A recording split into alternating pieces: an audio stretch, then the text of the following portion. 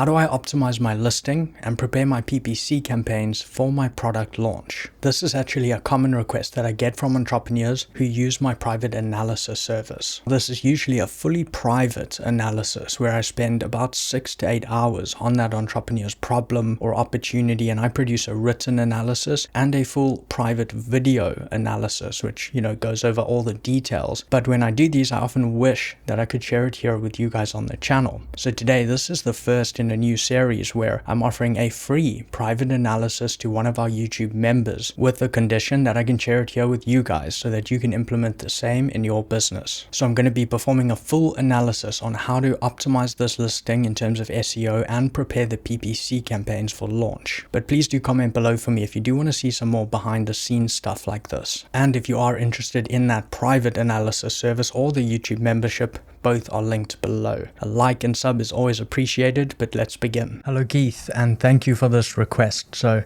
I've broken this down. I think the best way is if we actually do your keyword research first.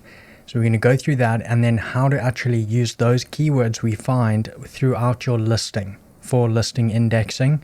And then finally, how do we use those same keywords in order to launch this product through a few PPC campaigns. And so we're going to be doing this for all of the keywords off of cutting board, kitchen cutting board or chopping board. And I think it's key that I also explain throughout this why we're actually doing all of these things. And the first really big question is, what's the goal of doing this keyword research, adding the keywords to your listing, doing PPC? And that's really to rank the product on page 1 organically. And the reason why, if I bring up a quick example, so you can see on this keyword, this product here, okay, with the green stripe. So here it's sponsored, okay. And if we scroll a little bit down, we'll find it again here somewhere over here where it's not sponsored. This is the organic ranking. So it's ranking here probably something like 19th. The big difference though between these two, same exact product, this is their PPC listing, so they are running PPC for this keyword, is every time of course someone buys through this one, they're clicking this one, and this seller is having to pay for those clicks. And so anytime someone buys from here, it's not a full profit sale, whereas for the one down here, it is always going to be a full profit sale because they're not paying for that click. But of course, now this one is showing up on page 1, and that is because the seller's running aggressive ads here. And when people click on this one, buy through here, that's still a sale for the same listing. Doesn't matter if it's PPC or organic, it's a sale for the listing. And the more sales that you get on any keyword, the higher your organic ranking is going to move. So they're going to keep running ads at the top there, and this one's going to keep moving up page 1. And their goal, just like our goal, is to get this organically ranking in the top half of page 1. That way we can cut back on the ads and get those full profit sales. So how do we rank at the top of results? And well, number 1, we need to make those sales as we just talked about. But 2, in order for those ads to populate there and for us to rank more easily, be deemed relevant by Amazon on that keyword, we of course have to have that keyword on our listing. That's why it all begins with keyword research. Then we can index the listing, have keywords on it, and secondly run the ads which are going to populate because we have the keywords on the listing as well. So the final question is, which keywords are going to give me the best chance of organically ranking my product to page 1, and included there, once I'm ranking on those, are going to give me enough sales? That's exactly the core of this analysis today. So we're going to be doing that for kitchen cutting board set. So we begin with keyword research here. Now you will have this full analysis document as well, so you can move through it in your own time. But I've taken some screenshots of the process. I've done also a bit of screen share for you so that you can repeat this process on future products, etc. Step 1 is we need to find a good starting keyword. So how do we initiate our keyword research tools, etc. What keyword do we use in the beginning? Now I like to just use Helium 10's autocomplete drop down here and find a high volume relevant term. And in this case, it was cutting board set. Then I double check that chosen term using magnet within Helium 10. And again, I filter by search volume high to low, looking at a relevant one for our exact product. And again, cutting board set actually look good. So that's going to be our starting term here. Once we have that term, we're going to use it as our starting term inside Salarize, and we're going to use keyword hunter to start. And you can see, so this gives us a semantic core of 39 keywords. That means we have 39 keywords for this product which actually drive sales. That is what a semantic core is. So at this point, you just want to download this from Salarize and add it to a Google Sheet. We're going to filter conversion percentage, this column, by adding a filter, and that's only going to keep those with a conversion rate above 15%. So we begin narrowing these keywords because we only want the keywords which once we're ranking are going to convert for us and drive sales. So we're getting rid of any of those with a conversion rate below 15%. Now you can't add two filters within one Google Sheet, so we're simply going to copy the results we now have and put it on a new sheet. We're going to do another filter this time, but on other sales percentage column. Now that means that on any results page, like we just looked at, the top 3 sellers, okay, they make a certain number of sales. Everyone else is the other sales percentage. With this product over here, they're in the other sales area. They're not in the top 3. So when you're trying to rank in this way, you want to see a bigger other sales percentage because you want the sales below the top 3. So the bigger the other sales percentage, the easier it is for you to rank on those keywords. And so we're going to filter that to keep only those with an other sales percentage above 30%. So 30% or more of the sales are going to everyone other than the top 3. You don't want to try and rank on a keyword where everyone, 80% of the sales just go to the top 3. It's going to be very difficult. And in that case, of course, you'd have an other sales percentage of 20%. So we're now left with 22 keywords, and these are semantic core, so they drive sales, and they all have a conversion rate above 15%, and at least 30% of the sales or more go to those below the top 3 sellers, so it's easier to rank on them. Of course, you also want to remove at this point any odd keywords, those that just aren't relevant at all or that contain competitor brand names in them. But what I do want to do, in this case, our semantic core was only 39 keywords, which is very low. So to make sure, I just ran Keyword Hunter again, but just for a bit of a broader term, and in this case using cutting board. Now that gave a semantic core of 70 keywords, so like double. And I just repeated the exact same process. I won't go through all of it here, and added the filtered lists. So from our first hunter search and our second hunter search, I put them together, removed the duplicates, and now we have 32 unique keywords matching that above criteria. Step 2. Now what we're going to do, that we have finished Keyword Hunter, we're going to go back to the Keyword Hunter results on Salarize and click Related Products towards the bottom. And here you're going to be shown your strongest competitors. And we're going to use their ASINs as inputs for the next step, where we're going to run reverse ASIN searches. So we're looking at your best competitors. What are they ranking and selling well for? Which keywords may we have missed in the hunter stage? The first thing I recommend here is just to click the title of each of your competitors in the related product section here. It's going to open it on Amazon, and that way you can just make sure it's the type of product you're selling. Then you're just going to copy the top 5 or 10 ASINs. You can do 5 or 10. 10 is of course even more accurate, just takes a bit more time.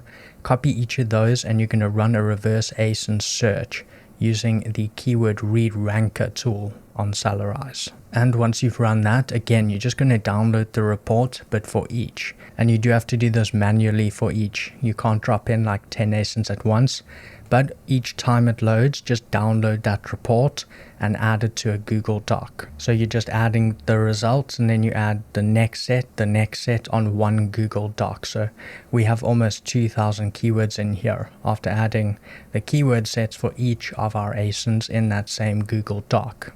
Of course, some of those are going to have the same keywords because it's the same type of product, so we do have to remove the duplicates. Then you do the exact same thing we did before. So you're going to filter by your conversion rate column and your other sales percentage column. Okay, okay, just like we did for keyword hunter section. And this leaves us with 59 keywords from the reverse ASIN searches. Again, we're going to remove any like irrelevant terms like some of these here, or branded keywords. You just want to remove those manually. We don't have too many keywords, so it won't take that much time. Just remove the irrelevant here, and that's going to actually leave us with 49 keywords from the reverse ASIN piece. Step 3, of course, now we're going to combine our resultant list from the keyword hunter stage and keyword re-ranker stage into one list. Once again, we're going to have a couple duplicates, so we just need to remove duplicates from that entire list. That actually leaves us with 50 unique keywords from the entire process. Step 4. Now what you want to do, those 50 unique keywords in this case, is you move through them and you're going to color code them based on relevance. So you're typing each into Amazon. It's only 50 keywords. And then if the results are for your exact product, like 70% or more are results that are your exact type of product, that's really relevant. It means when people type this into Amazon, they're buying your type of product a lot because those are what are ranking. And since we know Amazon ranks results based on relevance and those that make the most sales, this is a direct check of how relevant is a keyword for your product. So if over 70% are for your exact type of product, then you're going to mark it green. This is high relevance. If it's kind of mid-level, like maybe just 50% or a little more are for your product, but it's not perfect, you're going to mark it yellow, medium relevance. And if it's less than 50% for your exact type of product, then you're going to mark it red, which is lower relevance. And then we're just going to separate these into their own list. So we're going to have 27 high relevance keywords here, the green ones, 10 medium relevance keywords, yellow, and 13 low relevance keywords, red. And this brings us to listing indexing, step 5, and that is to actually start including all of these keywords throughout the listing. Now we're going to focus fully on the green list here because those are our most relevant keywords. Those are the most important. We're going to order them by 30 days sales. That's what I like to do, highest first. Because of the criteria we are using to narrow, it's quite important we can still make enough sales. So we know they're high potential already, but having those with the highest sales first, in my opinion, is the best way to go here. The title. So starting with the title, now this has to be between 80 and 200 characters. And if we look at the very top of our green list, I've just pulled it in here for you, but minus the second keyword, you can see these 4 here are all high volume terms in terms of sales and of course high potential. And we can actually hinge all of those 4 into the term bamboo cutting boards for kitchen dishwasher safe. That could be a very strong way to start this title because we literally have all 4 of those in one. So that's the benefit of keyword hinging here and saving real estate, because you can see cutting boards for kitchen, well, that's included in this term here. Or bamboo cutting boards for kitchen, well, cutting boards for kitchen, since that one starts like that, we can just add bamboo to the front and include that as well. Now bamboo cutting board, we're going to have bamboo cutting boards with an S, plural. Now in this case, of course, we are, indexing for bamboo cutting board, singular, but what I always recommend, I get a lot of questions on this one, is that in this case, we're good with the other 3, but bamboo cutting board without the S, we still want to use that then in like a bullet point in its exact form without the S. So just keep that in mind whenever you're hinging. Include as much as you can. It might vary slightly, but you do want the full complete term somewhere else on the listing always. So if we begin the title like that, then after the hyphen, what we could do is look at some of the next ones here, and we could do wood chopping board, because we've already got cutting and chopping, very important, we have both. So we could do wood chopping board. It also gets wood in there, with small cutting board set, which is another keyword over here. Or we could do wood cutting board with juice groove and small cutting board set. So those are 2 options over here. Now what we could also do is actually look at our lower relevance list, red, and although our primary product's not plastic, we do have the insertable plastic board. So we do have plastic cutting boards. So if we want to rank for that, we can add that as well. We can also include the term large as follows. So we're just adapting what we looked at here.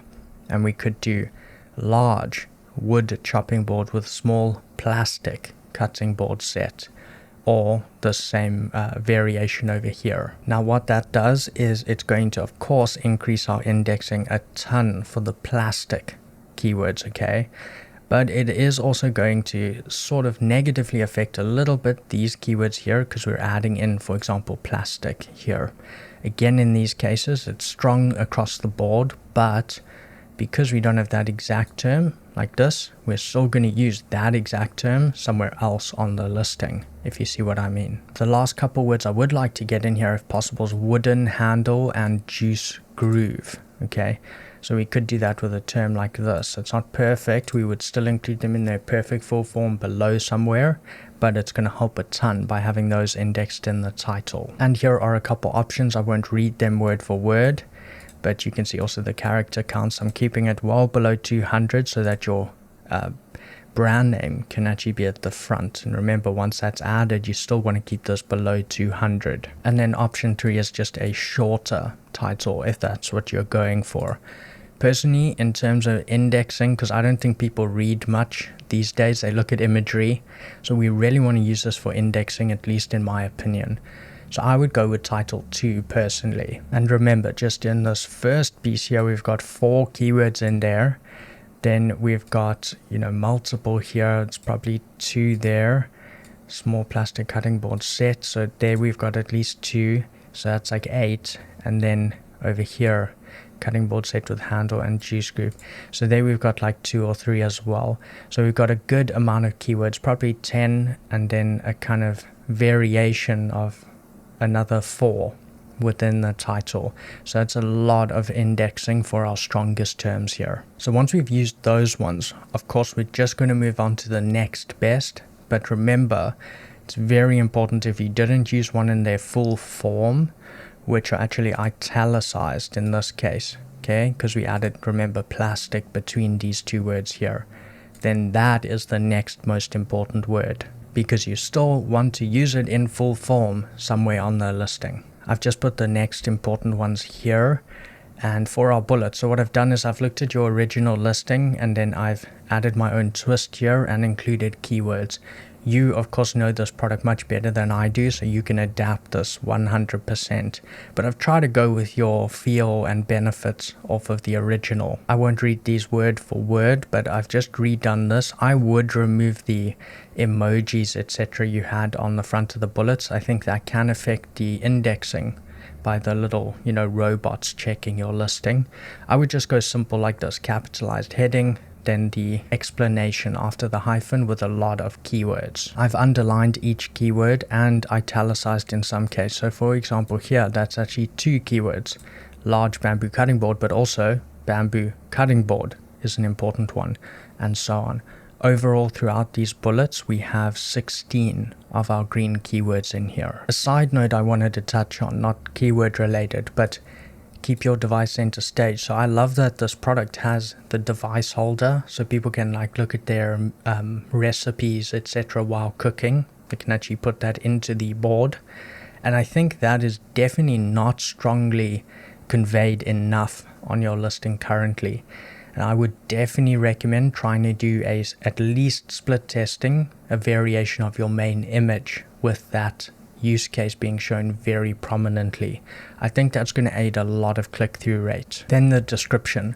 So I haven't written all of this out. Of course, you can adapt your existing description off of the keywords I have for you here. But in order, the next best, because remember, these are all ordered by sales volumes. Okay, we're looking at relevance. We're descending in relevance, but also each relevance list is ordered in sales volume.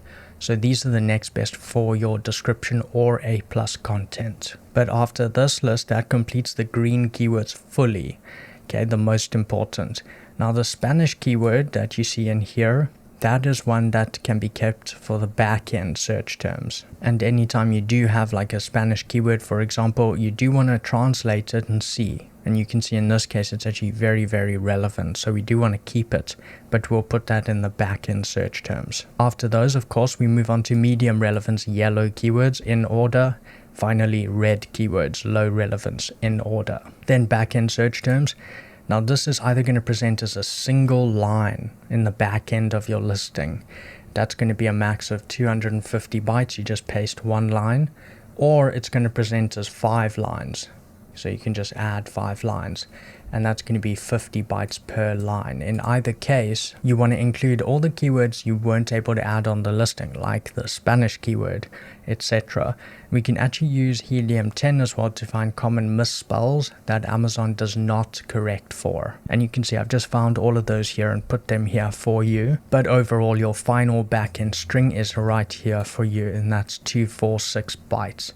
So that should fit. You can either just separate this out into 5 lines if that's the format you have, or paste it on 1 line. And that brings us to PPC, step 6, and that's to prepare the PPC campaigns for the product. Now for this, we're only going to be focusing on the green keyword list, and I've actually added that to a new PPC keywords document for you here, and you will again have this full document so you can move through it in your own time. But I've highlighted the potential sales based on the sales that these keywords actually generate. The higher, the better.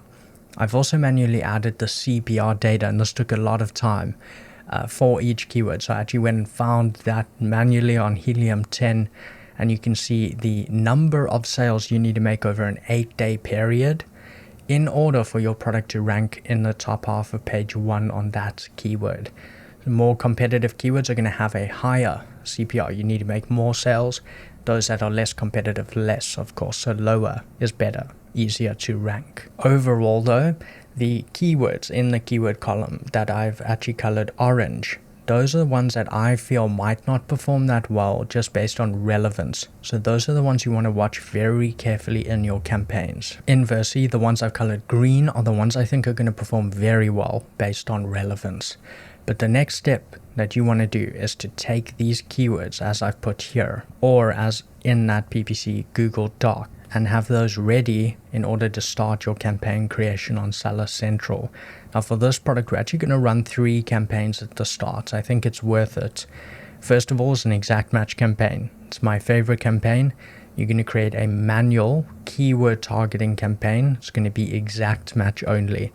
So it's only going to run your ads for exactly the keywords you put in that campaign. You're going to put the full green list in that campaign. Now, once you actually insert those keywords through that process, you're going to see that each actually comes up with a suggested bid range by Amazon. So it could be from $1.31 to $1.81 is the bid range on each keyword.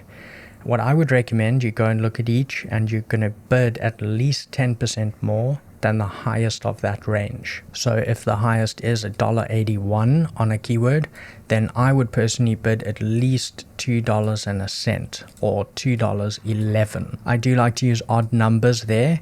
That's because a lot of people use the flat $2 or $2.10. If you outbid them by even 1 cent, that could be an extra ad placement that you beat them by. So that's why I use odd numbers.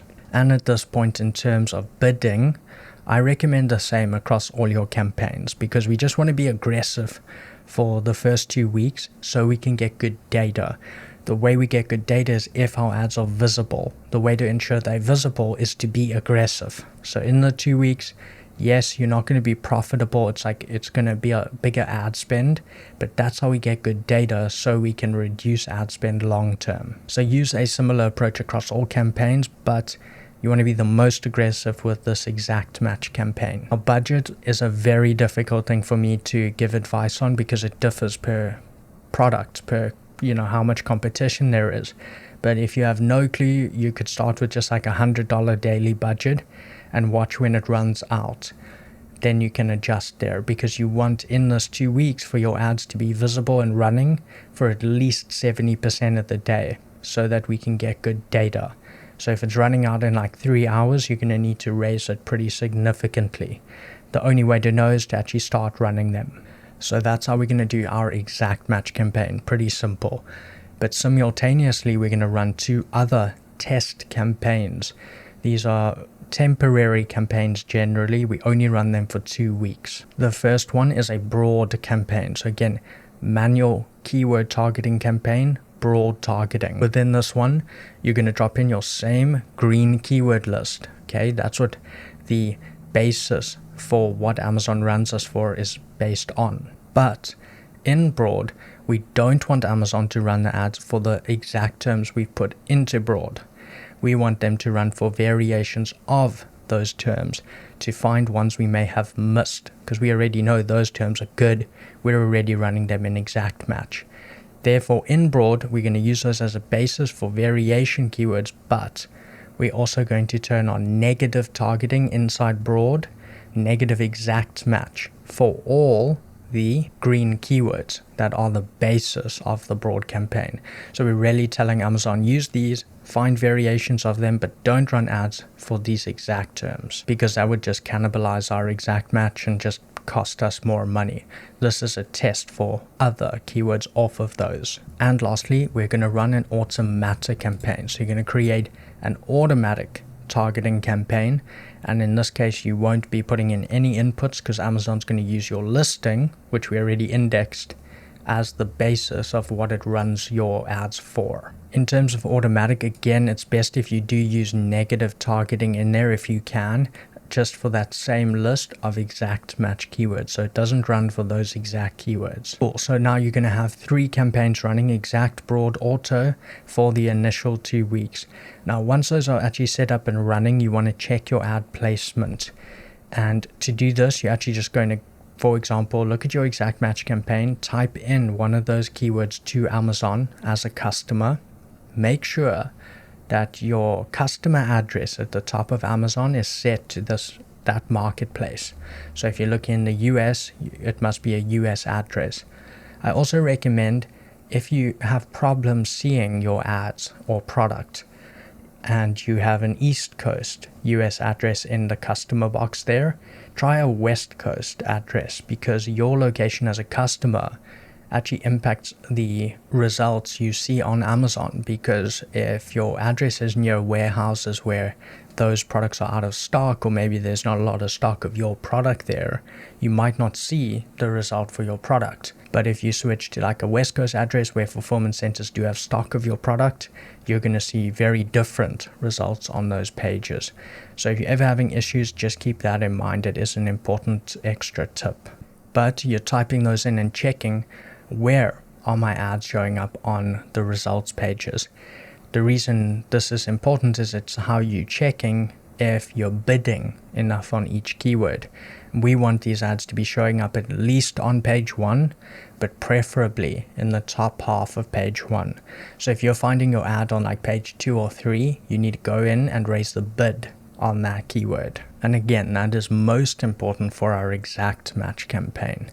But we just want to ensure max visibility in this 2-week period, because then we can go back in and we know we have concrete data. We know it has been visible enough to customers where we can say this keyword works or does not work. And finally, we're going to optimize campaigns.